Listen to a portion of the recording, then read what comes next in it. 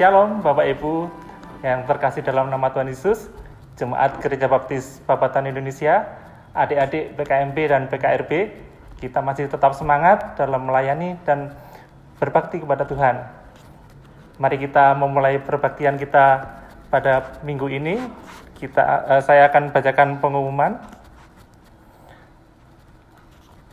Mari kita tetap melaksanakan jam doa melalui doa link Rabu. Bagi saudara yang akan dan sudah mengikutinya, dapat menginformasikan kepada Ibu Umi atau Saudari Lia.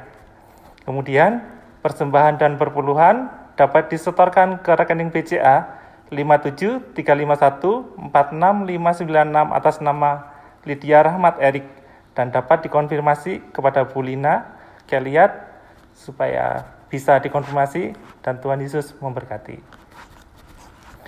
Untuk sekolah minggu online sudah mulai berjalan, semua murid sekolah minggu dapat mengikutinya. Kita akan lanjutkan ibadah kita pada pagi hari ini. Kita buka nyanyian pujian halaman 11. Sembahlah Allah yang Maha Besar, ayat 1 dan 3.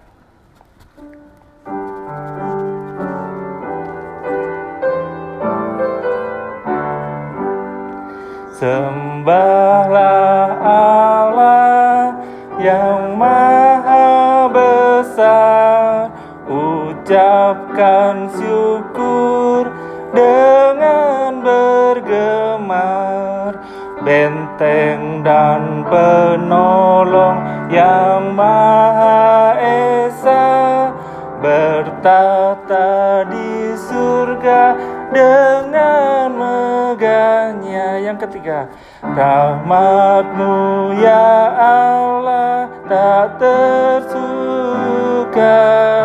perlindungan-Mu selalu dekat, memancar di langit gunung dan lembah, sehingga manusia penuh bahagia. Ayat yang keempat, Tuhanlah Khalik dan Bapa kami, janji-Mu teguh tak Kau ingkari, kasih-Mu melimpah setiap saat, Kau benteng penolong dan juru selamat.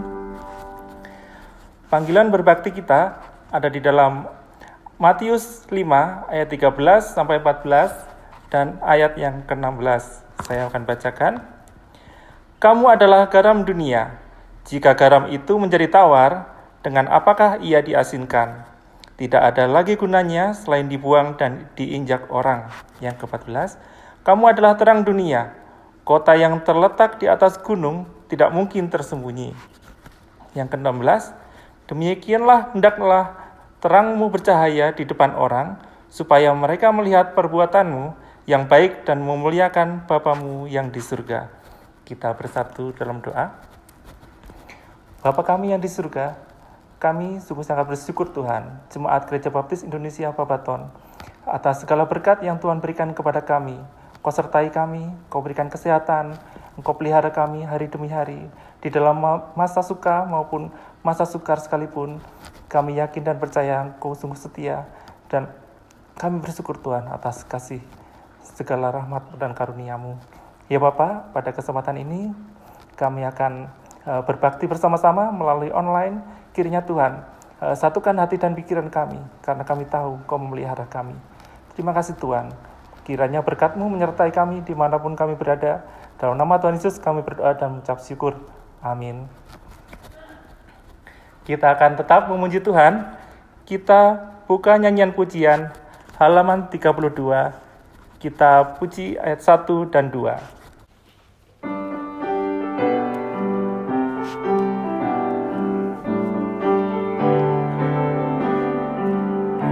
Seribu lidah berpadu, terpujilah nama Tuhan.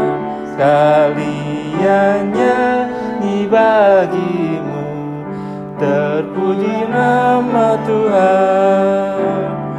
Puji namanya, puji namanya, terpujilah nama Tuhan.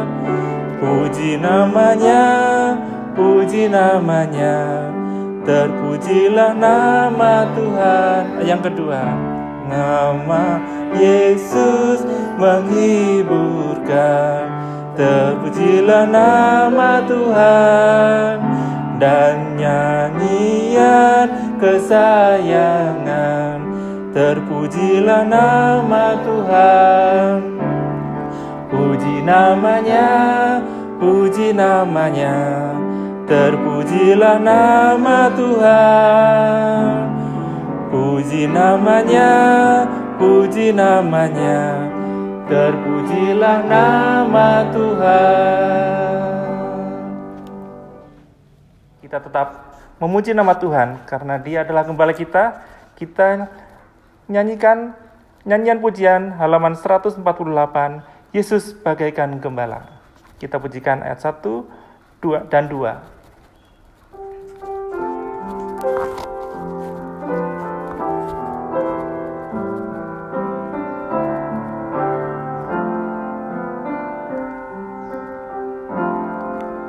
Yesus bagaikan gembala, terus pimpinlah umat-Mu atas padang hijau rata, nyaman rasa di kalbu. Tuhan Yesus, Tuhan Yesus, kami jadi milik-Mu. Tuhan Yesus, Tuhan Yesus, kami jadi milik-Mu. Pimpin kami ya Gembala, pada jalan yang benar. Jaga kami dari dosa, agar tidak tercemar. Tuhan Yesus, Tuhan Yesus, doa kami dengar. Tuhan Yesus, Tuhan Yesus, doa kami dengar. Untuk doa syafaat, Bapak Joni akan pimpin kita dalam doa.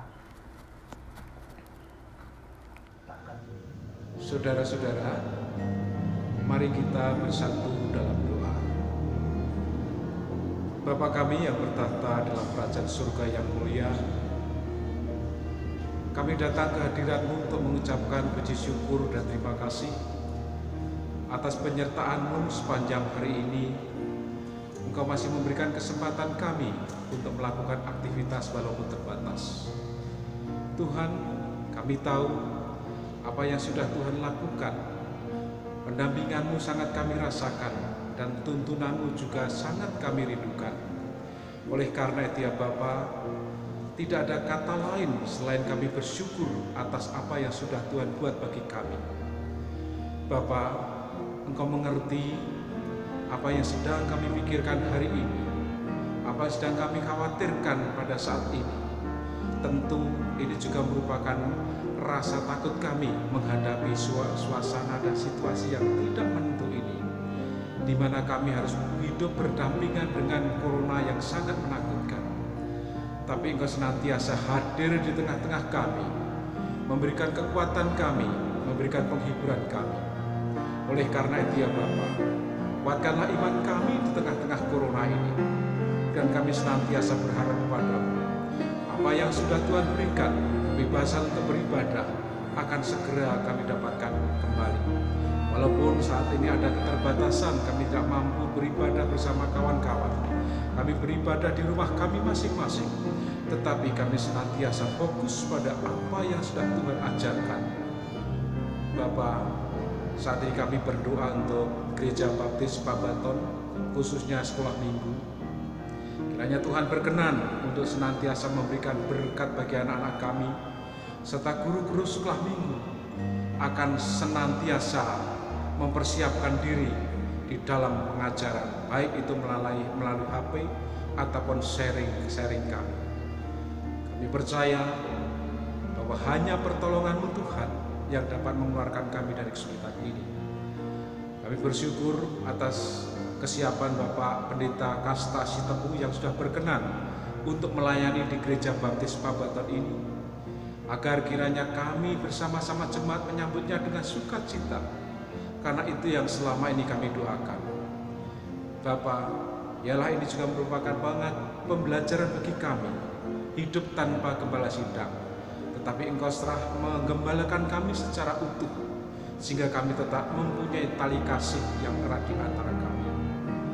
Kami juga berdoa untuk gereja baptis yang lain yang tergabung di dalam GGBI, tentu juga merasakan hal yang sama dengan kami rasakan di Pabaton. Engkau juga hadir di tempat yang sama, sehingga tidak mengurangi kekusukan kami dalam ibadah. Dalam yayasan dan juga lembaga-lembaga baptis yang terus memberikan semangat bagi kami, itu merupakan kekuatan kami satu-satunya yang kami serahkan ke dalam tangan kuasa-Mu, karena Engkau sendiri hadir dengan kekuatan dan kuasa-Mu yang sempurna itu. Bapa Surgawi, menyerahkan jemaat baptis Pabaton ke dalam tangan kuasa-Mu, agar kiranya suasana seperti ini Engkau akan tetap memberikan pertumbuhan iman yang semakin nyata. Kesetiaan yang Tuhan berikan akan semakin bertumbuh, sehingga pada saat kami bertemu di dalam rumah-Mu, kami masih memiliki sukacita sebagaimana Tuhan berikan. Tentu banyak masalah yang harus kami hadapi. Di saat kami merasa ketakutan, Kau hadir memberikan kekuatan. Di saat kami merindukan kasih-Mu, Engkau senantiasa hadir melalui sapaan dari rekan-rekan kami sepelayanan. Tuhan, kami juga percaya bahwa jemaat ini masih Tuhan lindungi satu persatu. Apabila di antara kami masih ada yang sakit, kiranya Tuhan berkenan untuk hadir memberikan kesembuhan, pendampingan dan pemulihan, sehingga jemaat yang merasa sakit akan merasa campur tangan Tuhan akan senantiasa dirasakan. Kami percaya bahwa semuanya ini yang harus kami hadapi karena Engkau sendiri mengizinkan. Oleh karena itu ya Bapa, kami percaya bahwa segala langkah kami untuk terus bersekutu denganmu merupakan kerinduan kami dari hari ke hari. Dalam nama Yesus kami berdoa dan bersyukur. Amin. 1 Yohanes 4 ayat 10. Allah adalah kasih. Inilah kasih itu, bukan kita yang telah mengasihi Allah, tetapi Allah yang telah mengasihi kita dan yang telah mengutus anaknya sebagai pendamaian bagi dosa-dosa kita. Yang dikasihi Tuhan Yesus Kristus, tiba saatnya kita memberikan persembahan atas berkat Tuhan yang begitu melimpah kepada kita. Saya akan bacakan nats persembahan di dalam 1 Tawarik 16 ayat 29. Berilah kepada Tuhan kemuliaan namanya, bawalah persembahan dan masuklah menghadap Dia. Sujudlah menyembah kepada Tuhan dengan beriaskan kekudusan. Kita nyanyikan lagu Berkati Persembahanku.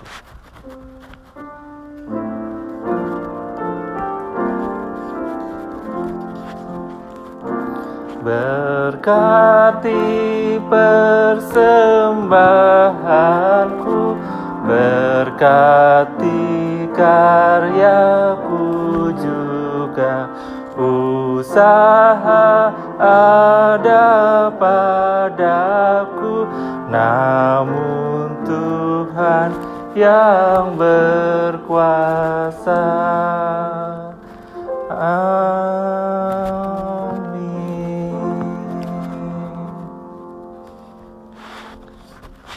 Kita akan menikmati berkat Tuhan melalui khotbah yang akan disampaikan oleh Pendeta Kasta Sitepu. Sebelumnya, kita sambut khotbah dengan lagu pujian Kaulah Harapanku.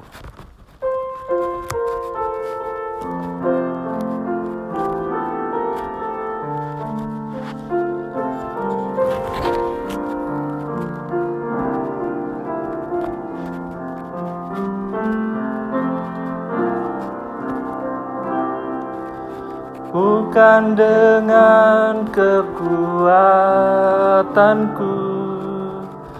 ku dapat jalani hidupku, tanpa Tuhan yang di sampingku ku tak mampu sendiri.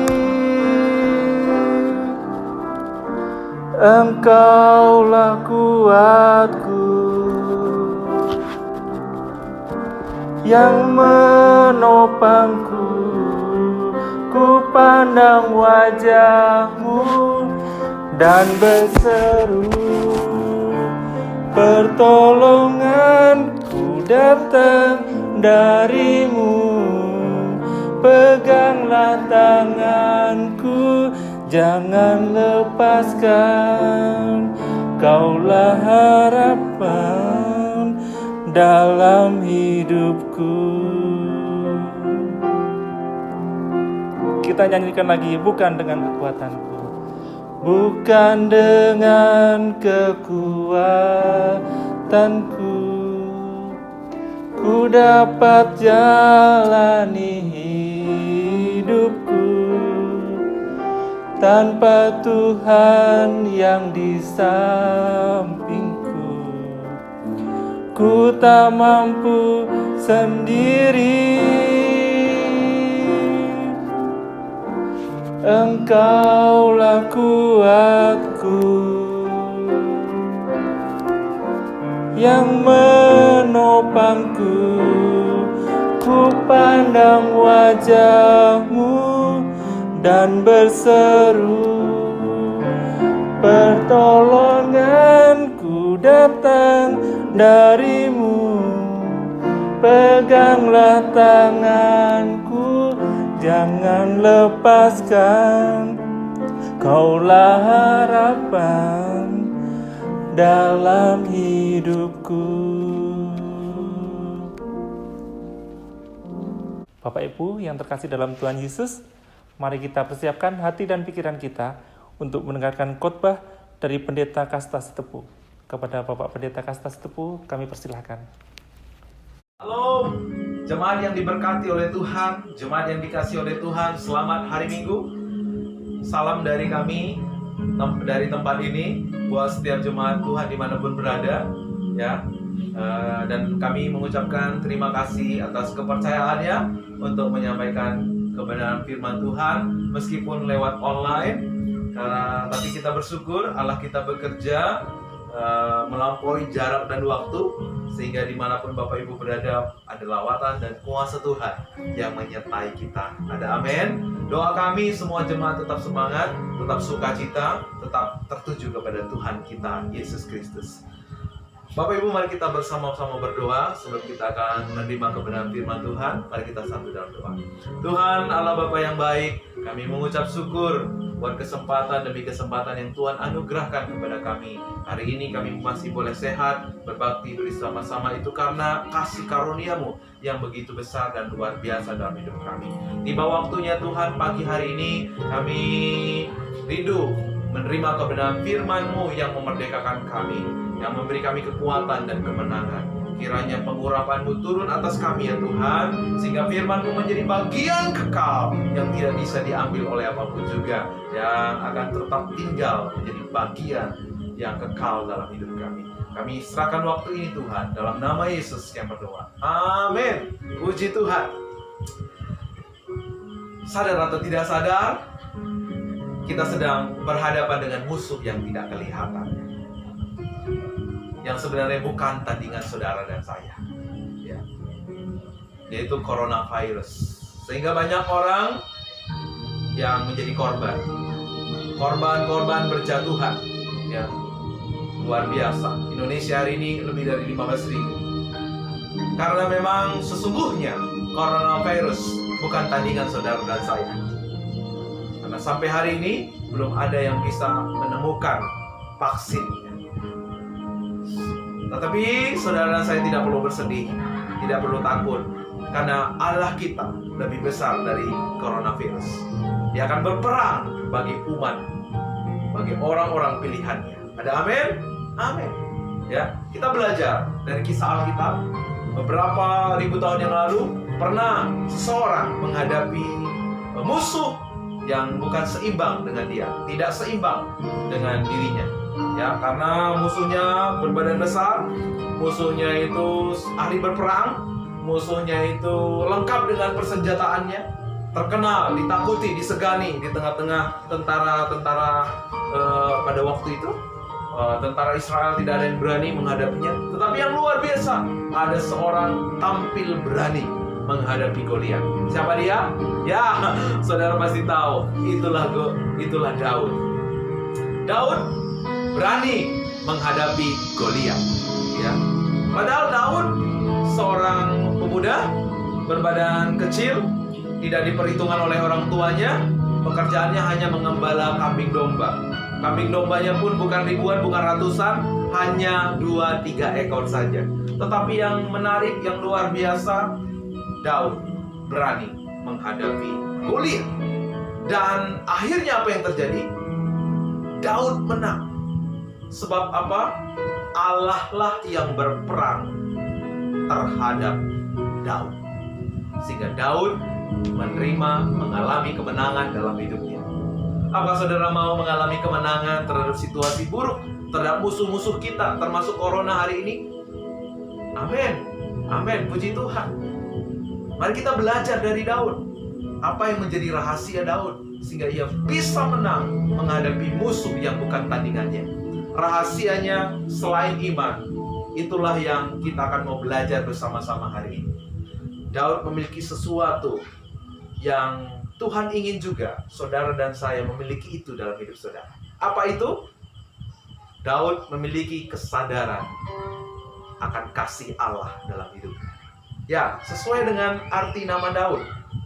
Dari situ kita tahu bahwa Daud memiliki kesadaran akan kasih Allah.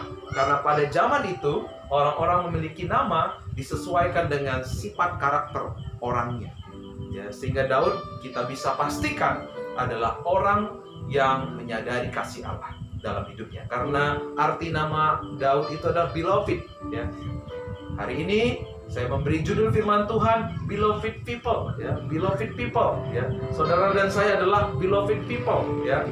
Orang-orang yang disayang oleh Tuhan. Orang-orang yang menyadari kasih sayang Tuhan dalam hidupnya. Amin. Yuk bilang sama samping kiri, muka belakangmu, hai, kamu adalah beloved people, ya. We are beloved people. Amin, amin. Puji Tuhan. Haleluya. Rahasia Daud menang menghadapi Goliat adalah ia menyadari kasih Allah dalam hidupnya. Tidak hanya menghadapi Daud, tidak hanya menghadapi Goliat, Daud juga berhasil mengalahkan, ya, melewati, ya, usaha, menang menghadapi usaha Saul yang berusaha membunuh dia. Daud juga terus mengalami kemenangan ketika ia berperang menghadapi musuh-musuhnya, sehingga Daud dijuluki sebagai orang yang mengalahkan berlaksa-laksa. Ya. Kita juga bisa melihat Daud berhasil melewati masa sulit ketika ia bergumul karena dosanya terhadap Bathsheba. Semuanya itu terjadi. Ada satu rahasia besar yang dimiliki oleh seorang Daud, bahwa ia menyadari kasih Allah dalam hidupnya. Hari ini Tuhan mau saudara dan saya menyadari bahwa saudara begitu dikasihi Tuhan, begitu disayang Tuhan. Ya, ada kekuatan yang besar, ada kebesaran yang akan kita terima, yang akan memberi kita kemenangan, yang akan memberi kita keberhasilan melewati segala situasi di dalam kehidupan kita. Semua orang mungkin tahu bahwa dia dikasihi Tuhan. Ketika saya bertanya kepada saudara, mungkin saudara akan menjawab dengan baik ya. Ketika saudara saya bertanya, apakah Bapak Ibu tahu nggak Bapak Ibu dikasihi oleh Tuhan? Maka saya yakin semua orang akan bilang, iya saya tahu.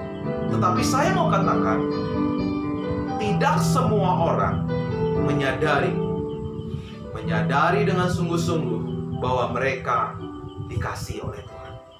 Ini yang menjadi masalahnya, sehingga iblis mudah mengotak-atik. Iblis mudah memperdaya anak-anak manusia. Apa dasarnya kita mengatakan bahwa kita adalah orang yang dikasihi oleh Tuhan? Apa dasarnya kita menyadari bahwa kita adalah orang yang dikasihi oleh Allah? Mari kita buka firman Tuhan, 1 Yohanes 4 ayat 10. Inilah kasih itu, bukan kita yang telah mengasihi Allah, tetapi Allah yang telah mengasihi kita dan yang telah mengutus anaknya sebagai pendamaian bagi dosa-dosa kita.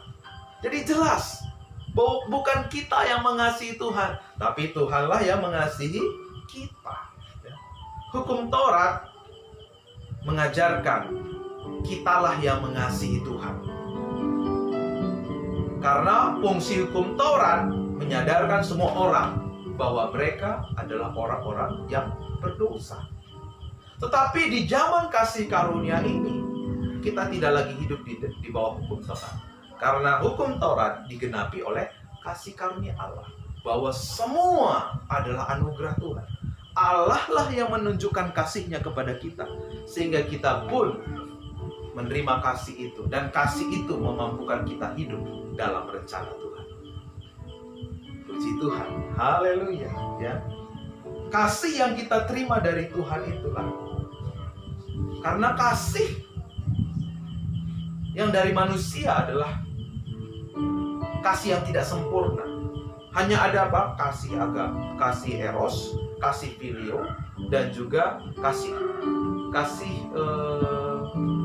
eros, kasih filio ya. Hanya itu. Ada satu lagi, kasih Philadelphia. Tetapi kasih yang sesungguhnya, kasih yang sempurna, yaitu kasih agape, hanya dimiliki oleh Allah. Nah, kapan kita memiliki kasih agape dalam hidup kita? Saat saudara dan saya menerima kasih agape dalam hidup kita lewat Yesus Kristus. Saat itulah kita bisa mengasihi Tuhan ya. Saat itulah kita bisa memuliakan Tuhan lewat kehidupan kita. Mengapa Tuhan begitu mengasihi Daud, begitu memberkati Daud? Karena Daud hidup dalam kasih karunia Allah. Meskipun dia hidup di zaman hukum Taurat, di zaman perjanjian lama, tetapi Daud mendasarkan hidupnya berdasarkan kasih karunia Allah. Ia memuji Tuhan, ia bekerja, ia berbakti kepada orang tua, ia melayani Tuhan, ia memuji menyembah Allah berdasarkan kasih Allah yang ia telah terima dalam kehidupannya. Inilah yang Tuhan kehendaki. Kita melayani Tuhan, kita berbakti, kita memuliakan Tuhan. Ingatkan diri kita, semuanya itu bukan membuat kita semakin disayang oleh Tuhan, semakin diberkati, bukan membuat kita semakin disukai oleh Tuhan. Karena Tuhan sudah suka, sudah sayang kepada saudara dan saya. Semua itu kita lakukan sebagai ungkapan syukur. Inilah rahasia kehidupan anak-anak Tuhan. Inilah rahasia kehidupan gereja yang sesungguhnya. Sebab Tuhan kita datang ke dalam dunia supaya kita mempunyai hidup, dan hidup dalam segala kelimpahan. Kapan kita hidup dalam segala kelimpahan? Saat kita menerima kasih Allah terus-menerus dalam hidup kita. Kasih agape, kasih yang tidak berkesudahan, kasih yang tanpa syarat itu kita terus terima dalam hidup kita. Saat itu saudara hidup dalam berkelimpahan. Saudara tidak dikontrol oleh apapun. Saudara tidak bisa dikuasai oleh ketakutan karena situasi-situasi buruk apapun. Karena kasih Allah memberi kita kekuatan. Karena kasih Allah akan membawa kita kepada kebesaran Allah yang menyelamatkan saudara dan saya. Ada amin? Puji Tuhan, puji Tuhan. Kita belajar dari dua orang murid Yesus ya. Yang pertama Yohanes, yang kedua Petrus. Mereka adalah dua murid yang memiliki tipe yang berbeda. Yohanes punya tipikal bahwa dia itu adalah tipikal murid yang berfokus pada kasih Allah dalam hidupnya. Sedangkan Petrus adalah murid yang berfokus pada perbuatan kasihnya kepada Allah. Tapi kita bisa melihat perbedaan antara kedua murid ini. Yohanes, kita lihat, ia tetap setia mengiring Tuhan Yesus sampai akhir. Bahkan ketika ia menghadapi situasi sulit, masa-masa sulit, ia tetap ada bersama-sama dengan Yesus. Ketika Yesus disalib, Alkitab mencatat Petrus dan ibu Yesus ada di mana? Ada di bawah salib Yesus.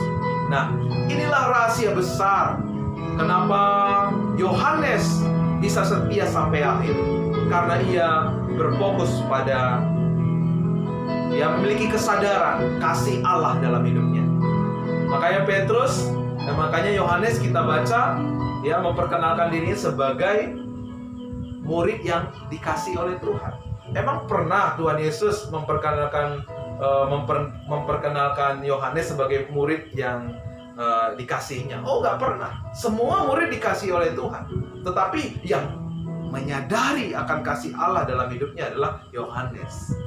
Makanya tentang kasih kita bisa baca dalam setiap surat dan juga Injil Yohanes ya. Nah, saudara-saudara, kita belajar pula dari seorang Petrus ya. Petrus ada tipikal murid yang berfokus pada perbuatannya mengasihi Tuhan ya. Ya, adalah murid yang berfokus pada perbuatannya untuk mengasihi Tuhan. Tapi kita bisa melihat di suatu titik Petrus nggak bisa mengasihi Tuhan, sehingga dia apa? Menyangkal Yesus. Dia menyangkal Yesus, dia lari waktu Yesus disalib, dia melarikan diri. Setelah Yesus dikubur, dia kembali kepada pekerjaan yang semula, yaitu penjala ikan.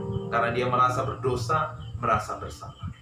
Inilah yang terjadi ketika kita berfokus pada usaha kita mengasihi Tuhan. Ada satu titik kita gagal, kita merasa tidak mampu, lalu kita mundur. Dan Tuhan tidak mau ini terjadi buat saudara saya. Meskipun Tuhan yang kita sembah akan selalu memulihkan murid-muridnya. Di dalam kisah Petrus kita bisa melihat bagaimana Tuhan Yesus melayani Petrus kembali. Tepatnya di pantai Danau Tiberias, Tuhan Yesus memulihkan Petrus di depan api arang sebanyak 3 kali. Sebab Petrus sudah menyangkal Yesus di depan api arang sebanyak 3 kali. Tuhan ingin mengubah memori yang lama Petrus yang telah menyangkal Yesus 3 kali dengan memori yang baru yang akan memulihkan Petrus. Ya, dalam kisah itu Tuhan Yesus bertanya kepada Petrus, "Petrus, apakah engkau mengasihi aku?" Lalu Petrus menjawab, "Ya Tuhan, aku mengasihi engkau." Nah, kata kasih di sana Tuhan sampaikan kepada Petrus adalah kasih agape. Tuhan Yesus maksudkan yang dia pertanyakan kepada Petrus adalah kasih agape. Tetapi Petrus menjawab, "Aku filio Tuhan." Apa itu filio? Mengasihi Tuhan karena kagum, karena mengidolakan. Tapi yang luar biasa, Tuhan Yesus tetap berkata, "Gembalakanlah domba-dombaku." Dan akhirnya Yesus berkata, "Ikutlah aku." Inilah perkataan kasih karunia. Inilah perkataan yang penuh dengan kasih karunia yang disampaikan oleh Yesus kepada Petrus. Tuhan Yesus mau Petrus menyadari akan kasih karunia-Nya. Meskipun Petrus melakukan kesalahan, meskipun Petrus gagal, tetapi Yesus tetap mengasihi. Tetapi Yesus tetap mengasihi Petrus. Haleluya. Inilah kasih karunia Tuhan yang memulihkan Petrus. Dan ketika Petrus dipulihkan, ia berkhotbah. Dan sekali berkhotbah, berapa orang yang bertobat? 5.000 orang bertobat. Sebab kasih karunia Allah memulihkan Petrus. Ketika kita menyadari kasih Allah dalam hidup kita, Tuhan akan memulihkan kita. Tuhan akan memakai kita lebih indah, dan lebih luar biasa lagi. Amin. Mari kita terus bersama-sama melihat apa yang terjadi ketika kita menjadi orang-orang yang menyadari akan kasih Allah dalam kehidupan kita. Ketika kita menyadari kasih Allah dalam hidup kita, maka saat itu kita akan melihat pemulihan yang luar biasa terjadi dalam hidup kita. Kasih-Nya akan menyempurnakan kita. Sebab kasih itu hanya dari Tuhan. Kita bisa hidup dalam kasih ketika kita menerima kasih dari Tuhan. Makanya Allah datang ke dalam dunia ini, ya menderita, ya mati dan kayu salib supaya saudara dan saya merasakan kasih-Nya, menyadari kasih-Nya yang begitu besar. Ketika kita menyadari akan kasih yang begitu besar, maka di sana akan lahir pengertian kepada kita. Ada pengertian yang Tuhan anugerahkan kepada kita. Kalau Tuhan telah menganugerahkan segala sesuatu, merelakan anak yang paling dikasihi, maka Tuhan juga akan turut bekerja dalam setiap situasi yang kita hadapi. Ada amin? Puji Tuhan, ada. Ia akan bekerja, Ia tidak akan pernah membiarkan kita. Bahkan Ia akan memberikan kita kemenangan terhadap coronavirus dan setiap masa-masa sulit dalam hidup kita. Ketika ini yang kita mengerti dalam hidup kita, ketika ini yang kita percaya dalam hidup kita, maka yang terjadi apa? Jiwa kita tenang. Ketika jiwa kita tenang, apa yang terjadi? Maka tubuh kita juga sehat. Waktu jiwa kita tenang, tubuh kita sehat. Autoimun kita kuat. Tidak gampang virus kuman menembus tubuh kita. Amin. Kita sehat, kita diberkati. Itulah sebabnya Tuhan mau kita menyadari kasih-Nya. Karena definisi kasih bukan kita yang mengasihi Tuhan, tetapi Tuhanlah yang mengasihi saudara dan saya. Ya, inilah yang harus kita sadari. Inilah kehidupan yang Tuhan kehendaki. Kita mendasari setiap kehidupan kita berdasarkan kasih-Nya. Dengan kata lain, kita hidup di bawah kasih karunia Allah. Ketika kita hidup di bawah kasih karunia Allah, inilah gereja Tuhan yang sesungguhnya. Inilah gereja yang Tuhan kehendaki. Gereja yang didirikan di atas batu karang. Ketika saudara bertindak, berbuat, melayani Tuhan berdasarkan kasih Allah yang kita terima, maka saudara dan saya tidak akan pernah tergoyahkan. Dan Alkitab berkata, alam maut tidak akan menguasainya. Alam maut tidak akan menguasai saudara dan saya. Tidak ada yang bisa merebutnya. Karena itu adalah warisan kekal bagi setiap orang yang percaya kepada Tuhan. Karena itu iblis berusaha agar kita itu berfokus kepada perbuatan kita, berfokus pada perbuatan kita untuk mengasihi Tuhan.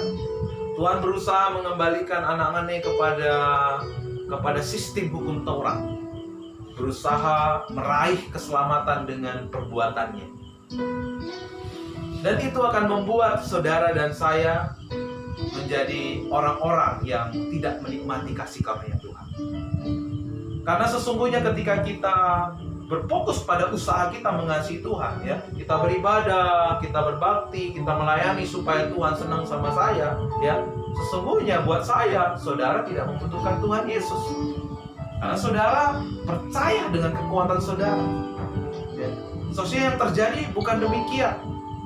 Ketika kita menyadari kasih Allah dalam hidup kita, maka pelayanan, perbuatan baik, perintah-perintah Tuhan itu kita lakukan sebagai ungkapan syukur. Sebagai ungkapan syukur kita kepada Tuhan. Itulah yang Tuhan kehendaki. Tapi iblis menghendaki supaya kita kembali ke hukum Taurat, berfokus kepada usaha kita. Waktu kita berhasil melakukan satu perintah, ya, kita merasa bangga, merasa senang. Waktu kita gagal, kita merasa tidak layak di hadapan Tuhan. Dan ketika itu yang terjadi, maka iblis mudah mengotak-ngatik hidup kita. Karena itu iblis berusaha supaya kita tidak menyadari akan kasih Allah. Sama halnya ketika Yesus dicobai oleh iblis di padang gurun. Iblis berkata, jika engkau anak Allah, ya, jika engkau anak Allah, ubahlah batu menjadi roti, lompatlah, ya, terjunlah dari tebing ini dan lain sebagainya. Ya, di sana ada kata jika engkau anak Allah. Ada kata yang dihilangkan oleh iblis. Itu yang iblis kehendaki, supaya saudara dan saya tidak menyadari, supaya saudara dan saya tidak mengetahui. Kata apa itu? Jika engkau anak Allah. Jikalau Bapak Ibu perhatikan di ayat sebelumnya, ya, waktu Yesus dibaptis, ada suara dari langit yang berkata, suara Allah yang berbicara dari langit yang berkata, inilah anak yang kukasihi. Nah, inilah anak yang kukasihi. Kata inilah anak yang kukasihi dihilangkan oleh iblis, ya. Dihilangkan oleh iblis karena iblis gak mau kita tahu, kita menyadari bahwa Allah mengasihi kita. Oleh sebab itu, mari lawan tipu muslihat iblis supaya setiap saat, setiap waktu kita menyadari bahwa Allah mengasihi kita. Dan memang kita punya nature, ya, punya kebiasaan. Secara kemanusiawian kita punya kebiasaan untuk mengandalkan kekuatan kita. Oleh sebab itu setiap hari kita harus mengingatkan diri kita bahwa Allah mengasihi kita. Setiap hari kita harus mengingatkan diri kita, mendasari perbuatan baik, mendasari setiap ibadah kita berdasarkan kasih yang kita terima dari Tuhan. Ketika manusia, ya, kembali mengandalkan kekuatannya, beranggapan bahwa ketika melayani, ketika beribadah, taat firman akan membuat Tuhan makin sayang, akan membuat Tuhan makin suka dan memberkati dia. Sesungguhnya, ya, saya mau katakan bahwa sama saja orang ini tidak memerlukan Yesus dalam hidupnya. Karena Tuhan sayang sama kita, Tuhan memberkati kita adalah karena kasih karunia-Nya. Amin. Tidak ada kaitannya dengan perbuatan kita. Mungkin saudara berkata, Pak, nanti orang semena-mena dong, Pak, sesuka hati berbuat dosa. Kalau ada orang yang semena-mena karena tahu kasih karunia Allah, saya mau sampaikan bahwa dia menerima kasih yang pengertian dia tentang kasih karunia adalah salah. Karena ketika Bapak Ibu Saudara dan saya menerima kasih, melimpah dalam kasih, maka yang keluar dari hidup kita hanyalah kasih, nggak ada yang lain. Hanyalah kasih, nggak ada yang lain, ya. Maka ketika kita percaya sesuatu yang benar, maka kita juga akan melakukan yang benar juga. Ketika akarnya baik, maka kita juga memiliki buah yang baik dalam hidup kita. Jadi saya nggak percaya kalau kita misalnya tahu tentang kasih karunia Allah membuat orang semena-mena tentang berbuat dosa. Itu saya nggak percaya kan itu. Karena itu hati-hati dengan jebakan iblis, ya, karena iblis suka mengembalikan kita kepada sistem hukum Taurat yang membuat kita, waktu kita bisa melakukan sebuah ketaatan, membuat kita bangga, sombong. Waktu kita belum bisa melakukan sebuah ketaatan, membuat kita putus asa dan akhirnya mundur. Nah, itulah lingkaran iblis, ya, membuat kita tetap di dalam dosa. Tetapi kasih karunia Allah membuat kita bebas dari berdosa. Kita nggak bisa punya dasar untuk sombong. Kita tidak punya dasar untuk mundur, ya, karena Allah yang menganugerahkan kita keselamatan. Allah yang menganugerahkan kepada kita kasih-Nya. Kasih karunia Allah telah dilimpahkan kepada kita.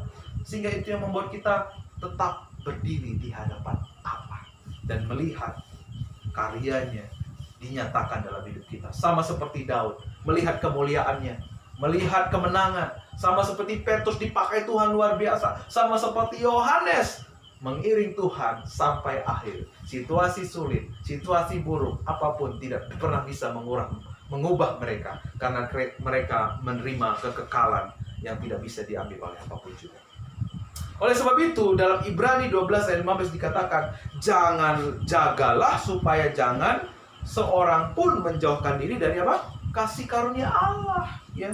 Agar jangan tumbuh akar yang pahit yang menimbulkan kerusuhan dan yang mencemarkan banyak orang. Kalau kita menjauhkan diri dari kasih karunia Allah, kita berusaha mengasihi Tuhan dengan perbuatan kita, kita berfokus kepada orang-orang yang mengasihi Tuhan lewat perbuatan kita, maka yang terjadi apa? Timbul akar yang pahit, akan timbul apa? Kerusuhan. Inilah yang terjadi dalam kehidupan bergereja.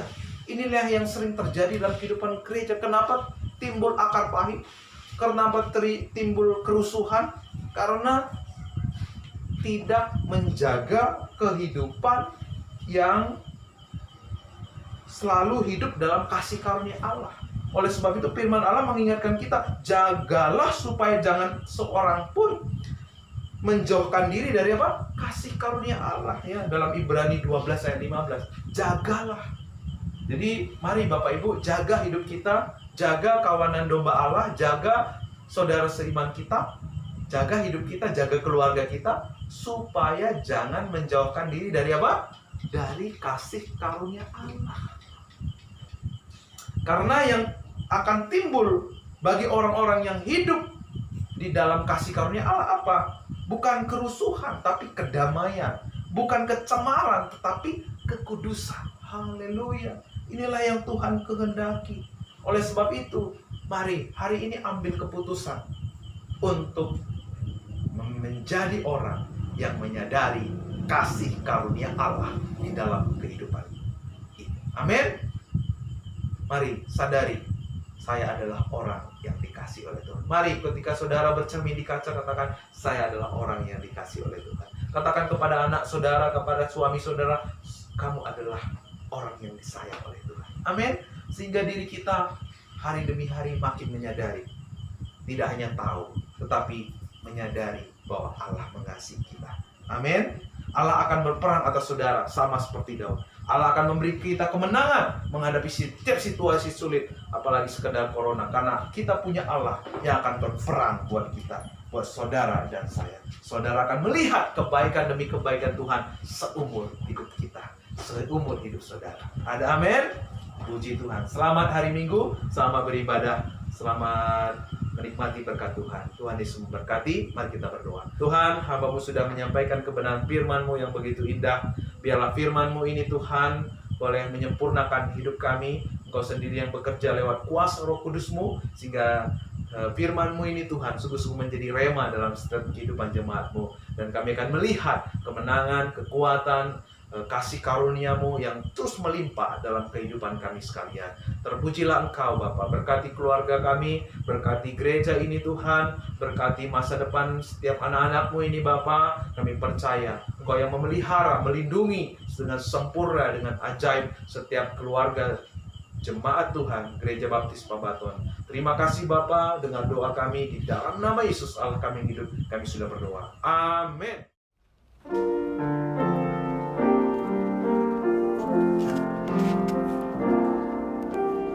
Terima kasih Yesusku, buat anugerah yang Kau beri. Sebab hari ini Tuhan adakan syukur bagimu.